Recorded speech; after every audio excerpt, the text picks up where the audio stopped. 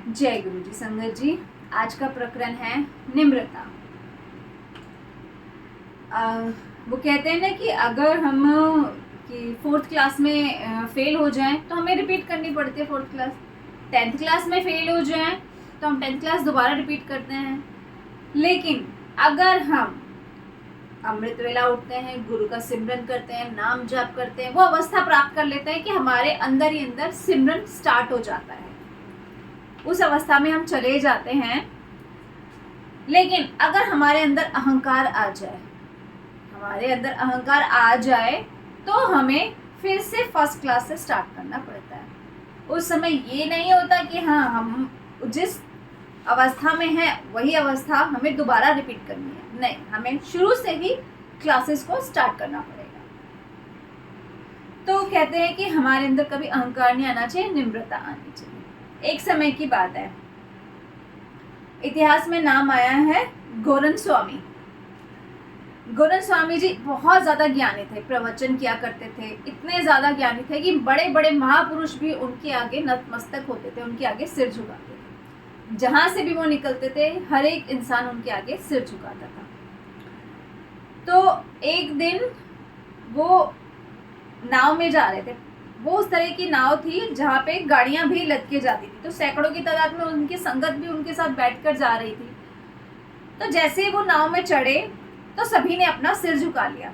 एक पीर फकीर था, वो बहुत दूर बैठा हुआ था, और उन्होंने क्या किया, उन गोरन स्वामी की तरफ फेस उनको देखा, मुस्कुराए और अपना मुंह दूसरी तरफ करके बैठ गए।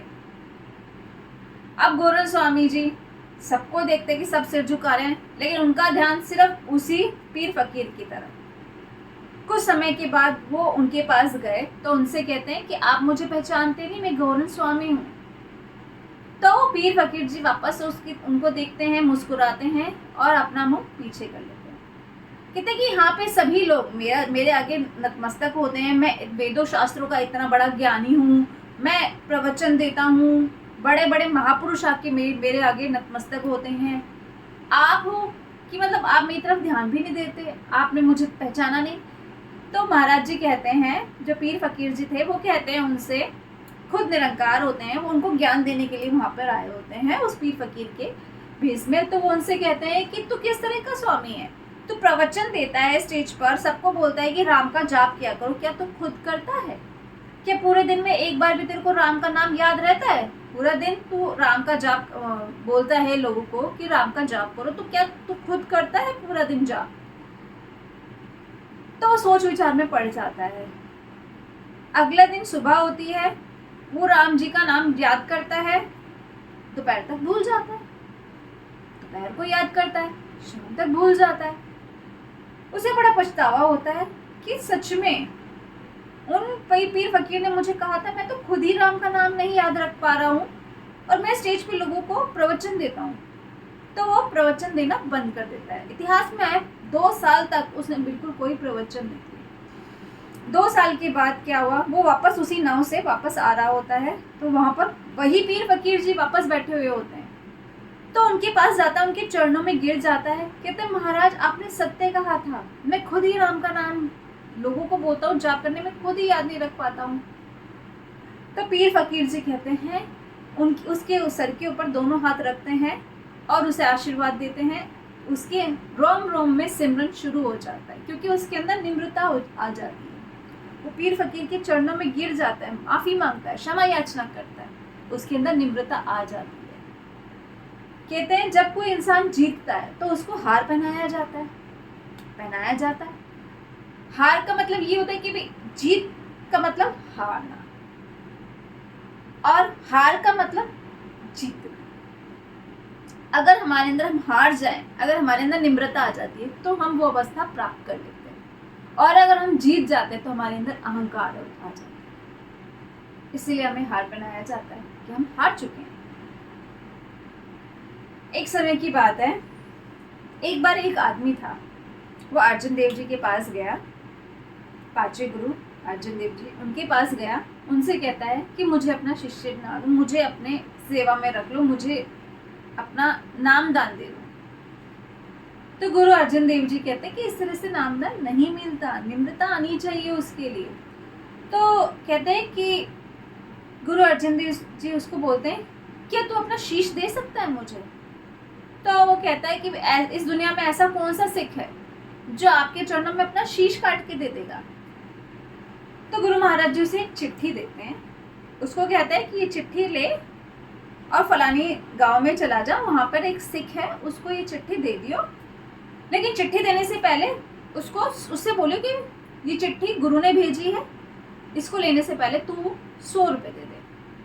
अब वो चला जाता है, वहाँ पे जाके देखता है कि वहाँ पे एक छोटी सी झोपड़ी होती है। अंदर जाके देखता है छोटा मोटा सामान, हल्का फुल्का सामान पड़ा होता है, बहुत गरीब होता है वो सिख। तो उसको वो चिट्ठी देता है, कहता है कि गुरु महाराज जी ने ये चिट्ठी आपके लिए भेजी है, लेकिन चिट्ठी को लेने से पहले आपको 100 रुपये देने पड़ेंगे। अब वो बेचारा इतना गरीब, उसके पास कहाँ से आए 100 रुपये? तो वो अपनी झोपड़ी वोपड़ी जो भी उसके पास होता है, बर्तन भांटे सब बेच के 100 रुपये इकट्ठे करता है, 100 रुपये उसको दे देता है। तो वो जो चिट्ठी पढ़ता है तो चिट्ठी में लिखा होता है कि तुम 500 रुपये दो लंगर प्रसाद की सेवा के लिए। तो सिख सोचता है कि महाराज जी को खुद पता है कि मैं इतना गरीब हूँ, मैं झोपड़ी बेच के, मेरे पास जो भी था मैंने सब बेच के 100 रुपये इकट्ठा करके इसको 100 रुपये दे दिए, अब मैं 500 रुपये लंगर प्रसाद के लिए कहाँ से दूँ? तो वो जो आदमी आता है चिट्ठी लेके, उसे रोके रखता है बाहर। तभी अनाउंसमेंट चल रही होती है कि एक वहाँ का पहलवान है, अगर उससे कोई लड़ेगा, चाहे वो हारे या जीते, उसको 500 रुपये मिलेंगे। अब वो अपनी जान की परवाह किए बिना उस लड़ाई में चला जाता है। तो उस लड़ाई में वहाँ पे चला जाता है। उस पहलवान का नाम आया था मस्कीन निया, उस पहलवान का नाम आया इतिहास में मस्कीन निया। तो जब वो अखाड़े में खड़ा होता है, वो देखता है, मस्कीन निया जी देखते हैं कि इतना पतला दुबला सा शरीर, क्योंकि वो इतना गरीब होता है, कहाँ इतना समर्थ होता है, पतला दुबला सा शरीर मेरे से लड़ने के लिए आया, मैं इतना हट्टा कट्टा पहलवान, इसको तो मैं एक ही चित में गिरा दूंगा, ये बेचारा मर जाएगा। तो वो जाता है, वो सिख मस्कीन निया जी के पास जाता है, कहता है कि पहलवान जी आप मुझे पता है कि आप मुझे मार डालोगे, और मैं यहाँ अपनी जान की परवाह किए बिना इसलिए आया हूँ क्योंकि गुरु का हुक्म है कि आप जो मुझे पैसे दोगे ना 500 रुपये, ये आप जो मेरे साथ आदमी है ना इसको दे देना, क्योंकि लंगर प्रसाद की सेवा में जाने हैं 500 रुपये। गुरु का हुक्म है, मुझे लंगर प्रसाद की सेवा में 500 रुपये वहाँ पे भेजने हैं। तो मस्कीन मियाँ जी देखते हैं कि तेरा ऐसा कौन सा गुरु है जिसके लिए तू अपनी जान की बाजी लगा के यहाँ पे रहा है, अपनी जान की भी तूने परवाह नहीं करी। तो वो कहता है उसके कान में कि ऐसा है, मैं थोड़ी सी लड़ाई करने के बाद जमीन पे गिर जाऊंगा और तू मेरे ऊपर बैठ जाए। तो ऐसा ही हुआ, मस्कीन मियाँ जी थोड़ी सी लड़ने के बाद जमीन पे गिर गए और वो सिख उसके ऊपर बैठ गया, सिख जीत जाता है, उसको 500 रुपये मिल जाते हैं। जब वो 500 रुपये उसे मिलते हैं तो वो जो उसके साथ आदमी आता है वो कहते हैं कि सच में गुरु के सिख ऐसे हैं जो अपनी जान की परवाह किए बिना उनके हुक्म में मानते हैं। तो वो क्या करता है, वो सिख मस्कीन मियाँ जी को अपने साथ लेके जाता है, वहाँ पे गुरु के पास लेके जाता है। गुरु जब आते हैं, इतिहास में उसका नाम लिखवाया है गुरु ने, मस्कीन मियाँ जी, जिनके अंदर निम्रता आ जाती है। वहाँ पूरे राज्य में उस मस्कीन मियाँ जी के लिए थू हो रही थी कि इतना बड़े पहलवान को एक पतले दुबले शरीर ने हरा दिया, एक छोटे से पतले से सिख ने हरा दिया। वहाँ पे दुनिया में उसकी थू हो रही थी, लेकिन मस्कीन मियाँ जी को उस गुरु से मिलना था जिस गुरु के लिए वो सिख अपनी जान की बाजी के लगा के खड़ा हुआ था। गुरु उसे गले से लगाते हैं, उसके अंदर निम्रता आ जाती है, उसे आशीर्वाद देते हैं। जय गुरु जी, शुक्राना गुरु जी। बस यही बताया गया है कि हमारे अंदर निम्रता होगी तो हम बहुत ऊंची ऊंची अवस्थाएं प्राप्त कर लेंगे, पर अहंकार नहीं आना चाहिए। शुक्राना गुरु जी।